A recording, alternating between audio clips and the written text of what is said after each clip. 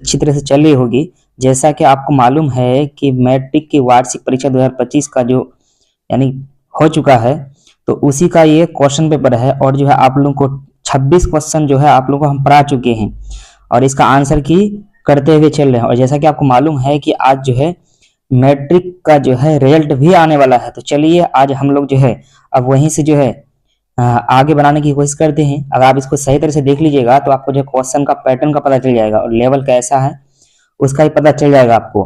तो इसलिए चलते हम लोग यहाँ से तैयारी करने की कोशिश करें, फिर जो है बैक टू बैक जो है क्लास देते चलेंगे, क्योंकि इधर थोड़ा सा दिक्कत में जो चल रहे हैं जिसकी वजह से जो है क्लास रेगुलर दे नहीं पा रहे हैं। तो आप लोग जो है अब यहाँ से जो है रेगुलर क्लास करते रहिए, क्योंकि आपका जो है वीडियो अपलोड होता रहेगा और वहां से आप लोग देख लीजिएगा, प्लेलिस्ट बना हुआ रहेगा।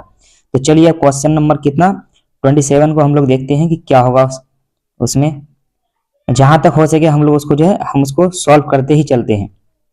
चलिए क्वेश्चन नंबर 27 है कि बिंदु 3 फिर -3 दिया है और दिया -3 और 3 को मिलाने वाले रेखाखंड के मध्य बिंदु के निर्देशांक ज्ञात कीजिए। तो मध्य बिंदु का निर्देशांक का फॉर्मूला होता है आपका जो है x1 प्लस x2 बाई 2 होता है और y1 प्लस y2 बाई 2 होता है। y1 प्लस y2 बाई 2 होता है। तो चलिए इस फॉर्मूला में हम लोग बैठाएंगे अभी।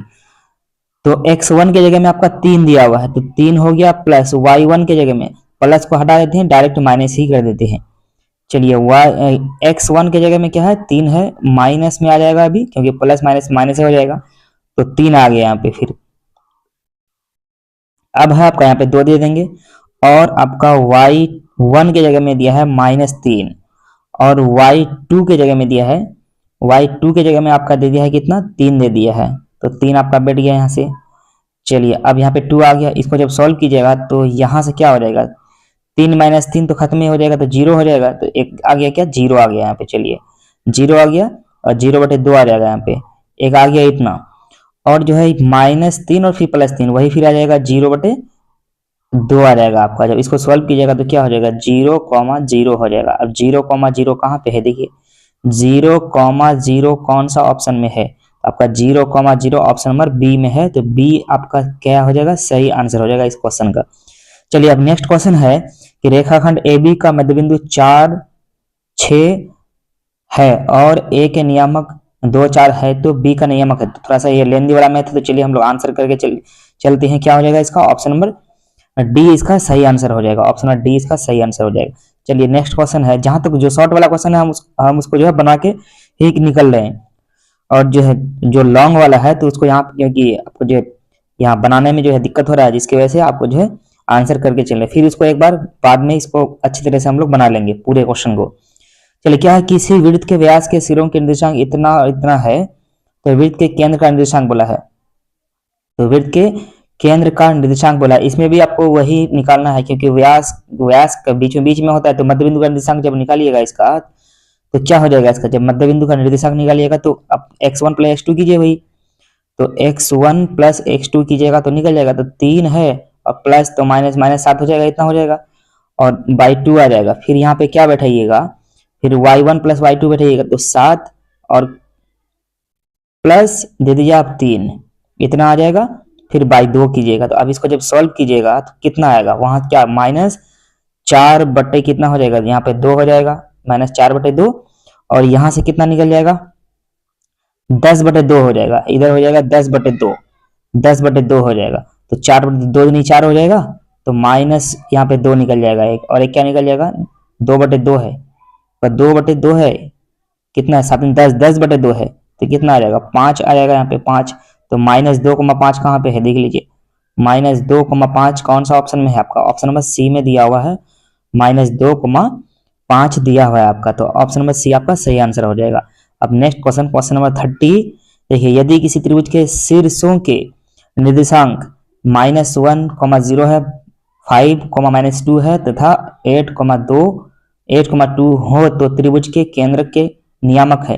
तो केंद्रक का नियामक निकालने के लिए आपका फॉर्मूला क्या आ जाता है, का फॉर्मूला आ जाता है कि x1 plus x2 plus x3 आ जाएगा, और क्या हो जाएगा बाई 2 आ जाएगा, इसमें बैठाइए निकल जाएगा आपका। तो x1 के जगह में कितना है -1 प्लस x2 के जगह में कितना है x2 के जगह में 5 है x2, और फिर आपका प्लस x3 की जगह में कितना है 8 है। अब इसको 3 से भाग दीजिए तो कितना हो जाएगा, इसको 8 5 13 हो जाएगा, 13 से 1 घटाइएगा तो कितना आ जाएगा 12, 12/3 हो जाएगा, तो 12/3 हो जाएगा आपका, 12/3 हो जाएगा, तो ये क्या आ जाएगा काट के 4 आ जाएगा। 4 देखिए शुरू में 4 किस में है, उसी से पकड़ लेंगे हम लोग, फिर y1 plus y2 plus y3 बैठाएंगे तब निकलेगा वो दूसरा वाला कोऑर्डिनेट। तो पहला वाला जब निकल गया 4 तो इसी से पकड़ लीजिए आप, तो 4 कहाँ पे है, तो 4 इसमें है, तो 4,0 आ जाएगा इसका सही आंसर, ऑप्शन नंबर बी इसका सही आंसर हो जाएगा। नेक्स्ट क्वेश्चन, क्वेश्चन नंबर 30 है, त्रिभुज एक्स ओ वाई जिसके शीर्ष दिया हुआ है का क्षेत्रफल ज्ञात कीजिए। अब इसका क्षेत्रफल निकालने के लिए आपको जो फॉर्मूला जो है इसमें लेंदी लगता है, तो यहाँ पे बनाने में दिक्कत हो जाएगा। तो चलिए हम लोग आंसर करके निकलने की कोशिश कर रहे हैं। इस क्वेश्चन का सही आंसर हो जाएगा आपका 12 वर्ग इकाई हो जाएगा, ऑप्शन नंबर ए इसका सही आंसर हो जाएगा। अब नेक्स्ट क्वेश्चन है 1040, 1020, 1050, 1070 है, कितना के बराबर हो जाएगा ये, इसको जब सॉल्व करेंगे तो कितना के बराबर होगा ये। चलिए तो इसको सॉल्व कीजिए, कितना हो जाएगा 1040 है, जब 1040 है जब इसको सॉल्व करेंगे तो थोड़ा सा लेंदी में जाएगा ये, तो लेंदी में जाएगा तो हम लोग यहाँ पे बनाने में थोड़ा सा दिक्कत हो रहा है। तो चलिए इसको डायरेक्ट आंसर करें, क्या हो जाएगा, इस तरह का मैथ में ना अक्सर क्या होता है 1 आंसर आता है ज्यादातर का, कितना आता है 1 आंसर आ जाएगा, तो ऑप्शन नंबर बी इसका सही आंसर हो जाएगा।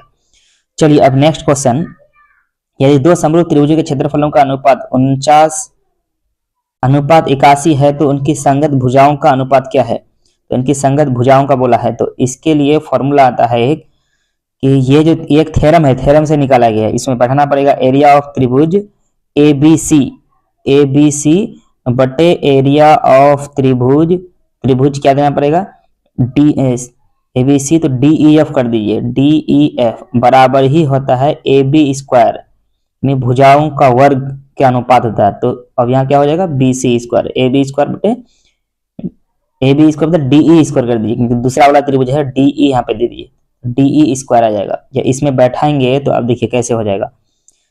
अब आपको लाना है 49 और इतना दिया हुआ तो संगत भुजाओं का अनुपात है, तो भुजाओं के लिए आपको कुछ नहीं करना है, इसको शॉर्ट कर देना है सिर्फ। इसको जब शॉर्ट करेंगे तो क्या हो जाएगा, ऐसे बैठाएंगे, बैठा यहाँ पे 49/81 है और बराबर यहाँ पे क्या है AB का स्क्वायर, यही ना है, वहाँ क्षेत्रफल के जगह क्षेत्रफल बैठा दिए, और यहाँ पे DE का स्क्वायर, और इधर वाला स्क्वायर अगर इस पार लेके आएंगे तो क्या इस पर रूट चढ़ा देगा, यहाँ रूट चढ़ाएगा तो जब इसका वर्गमूल निकालेंगे तो कितना निकल जाएगा 7, कितना आ जाएगा 9×9=81, 7/9, तो 7:9 होना चाहिए, 7:9 होना चाहिए इसका आंसर। कहाँ पे है देखिए 7:9 आपका ऑप्शन नंबर बी इसका सही आंसर हो जाएगा। अब नेक्स्ट क्वेश्चन, क्वेश्चन नंबर 34 है, दो समरूप त्रिभुजों के क्षेत्रफलों का अनुपात दिया हुआ है, तो उनकी संगत ऊंचाइयों का अनुपात बताइए।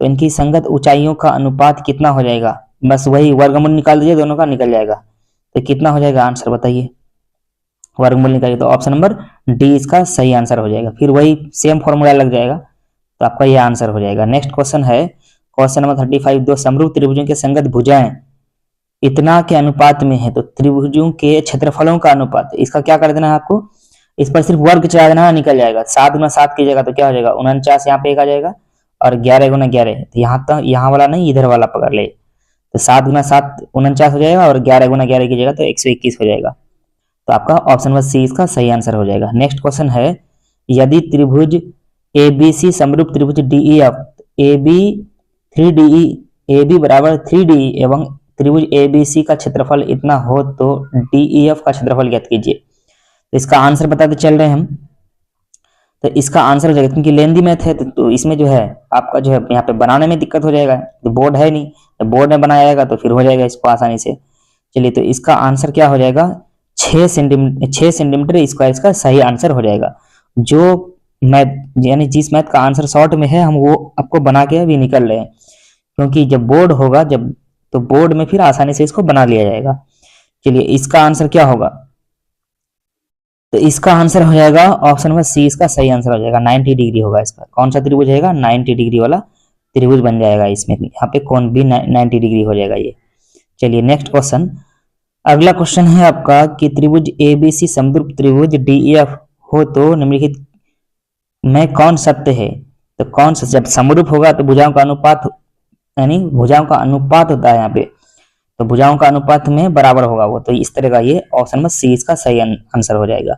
नेक्स्ट क्वेश्चन क्या है कि त्रिभुज पी क्यू आर एवं त्रिभुज एक्स वाई जेड इस प्रकार है कि पी क्यू बटे एक्स वाई बराबर क्यू आर बटे वाई जेड बराबर आर पी बटे जेड एक्स एवं कोण पी 60 डिग्री हो, और इतना क्यू का मान दे दिया है 80 डिग्री 80 डिग्री दिया है, तो जेड का माप, तो जेड का माप निकालने के लिए आपका कितना हो जाएगा इसका आंसर, तो ये भी लेंदी मैथ है, तो इसका आंसर हो जाएगा ऑप्शन नंबर सी, यानी 40 डिग्री हो जाएगा इसका सही आंसर। नेक्स्ट क्वेश्चन देखते हैं, किसी बाह्य बिंदु से वृत्त पर कितनी स्पर्श रेखाएं खींची जा सकती है, तो कितनी खींची जा सकती है, तो अनंत खींची जा सकती है। कोई वृत्त है, इस पर कितनी स्पर्श रेखाएं खींची जा सकती है, तो बहुत सारा हो जाएगा, ऐसे आप खींच सकते हैं, ऐसे खींच सकते हैं बहुत सारा, है ना, तो इसमें अनंत खींच सकते हैं, अनंत हो जाएगा, तो ऑप्शन नंबर डी इसका सही आंसर हो जाएगा।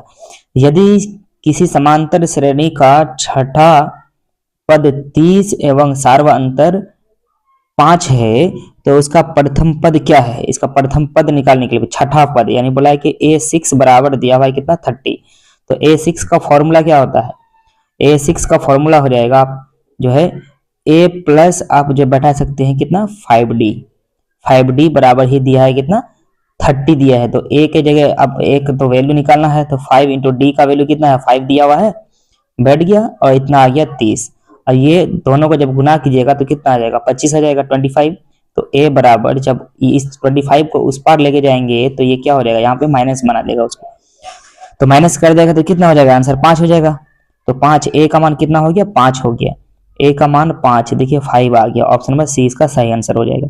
नेक्स्ट क्वेश्चन, किसी समांतर श्रेणी के 3 क्रमागत पद दिया हुआ है आपका x प्लस 3 और x दिया है और x 9x प्लस 3 है, तो x का मान, ये भी थोड़ा सा लेंदी मैथ है, तो इसको जो चलिए आंसर करके निकल रहे हैं अभी, तो इसका आंसर हो जाएगा आपका जो है ऑप्शन नंबर सी, यानी 3 इसका सही आंसर हो जाएगा, यानी x का मान 3 निकल जाएगा।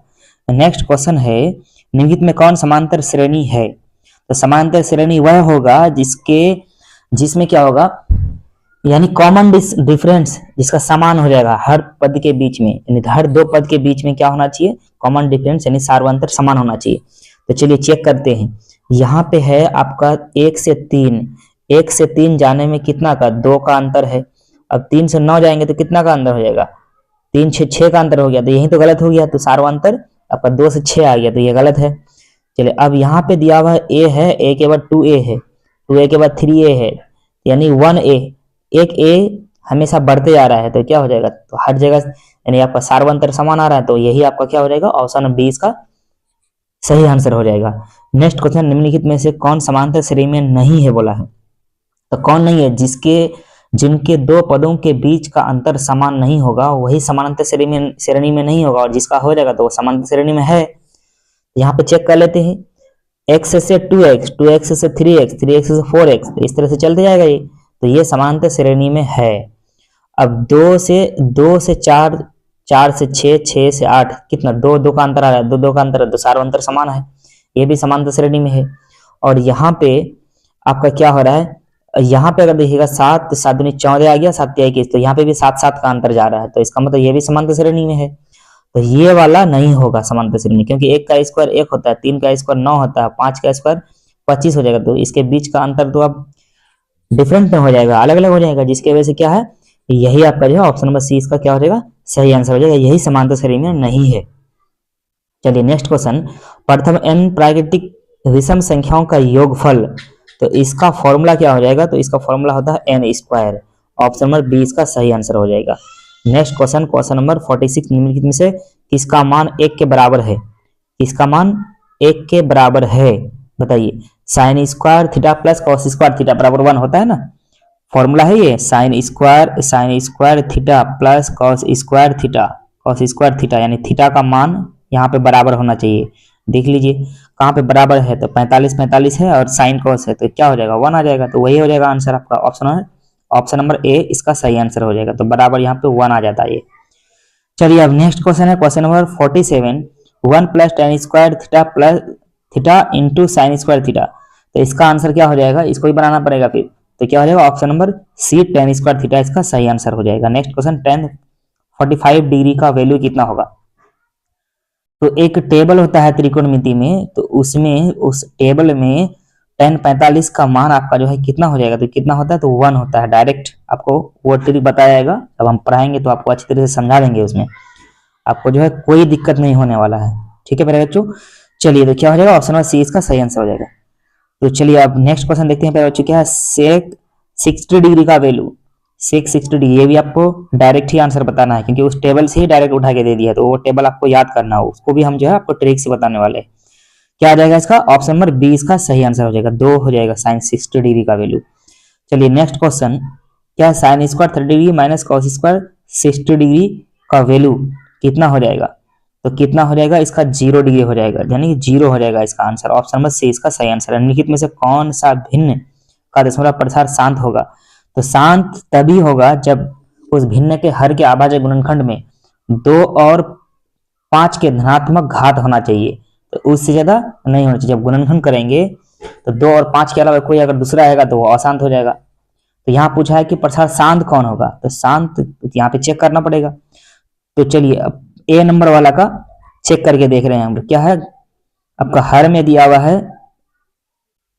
यानी 1600 दिया हुआ है। चलिए इसका जब गुणनखंड करेंगे तो 2 से चलाएंगे पहले, तो 8 दूनी 16, 800 दूनी हो गया 1600, फिर 2 से कटाएंगे इसको तो 400 दूनी 800 हो जाएगा, फिर 2 से कटाएंगे इसको तो 200 दूनी 400 हो जाएगा, फिर चलाएंगे 2 से तो 100 दूनी 200, फिर चलाना पड़ेगा इसको, तो इस तरह से चलाते रहना पड़ेगा। फिर 2 से चलाएंगे तो 50 आ जाएगा, जब 50 आ गया तो फिर यहाँ पे 2 से चलाएंगे क्या हो जाएगा 25 हो जाएगा, फिर चलाएंगे कितना से, अब 5 से चलेगा तो 5 5 25, अब कट गया।